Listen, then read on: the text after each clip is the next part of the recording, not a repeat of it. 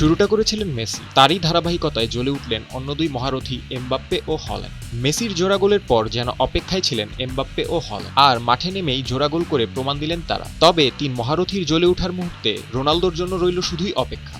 বর্তমানের ফর্ম অনুসারে সমর্থকদের আশা কতটুকু পূর্ণ করেন সেটি নিয়েও রয়েছে সংশয়।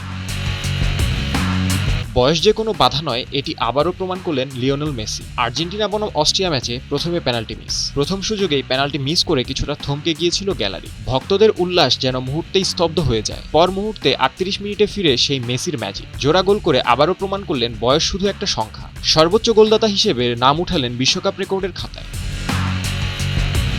অন্যদিকে এমবাপ্পে মানেই স্পিড শো। প্রথমার্ধেই রকেট শটে এক গোল, দ্বিতীয়ার্ধে আরও এক গোল। প্রতিপক্ষের ডিফেন্স ভেঙে একাই ম্যাচে নিয়ন্ত্রণ নেয় ফ্রান্সের এই সুপারস্টার। হল্যান্ডও কম যান না, প্রথম দুবার সুযোগ মিস, কিন্তু এরপর আর ভুল নয়। 2 গোল করে নরওয়েকে জয়ের দোরগোড়ায় পৌঁছে দিলেন এই গোলবাসী। তবে তিন তারকার ঝলকের মাঝে রোনালদো এখনো গোলশূন্য। কঙ্গোর বিপক্ষে আগের ম্যাচও ছিল নীরবতা, কটাক্ষ করতে ছাড়েনি নিজ দলের সতীর্থরাও। ফলে বাড়ছে সমালোচনা, বাড়ছে প্রশ্ন। তবে কি এবার ভক্তদের অপেক্ষার হবে অবসান? এবার দেখবার পালা কটাক্ষের জবাব তিনি কিভাবে দেন। শাফায়াত নূর, টাইমস টুডে।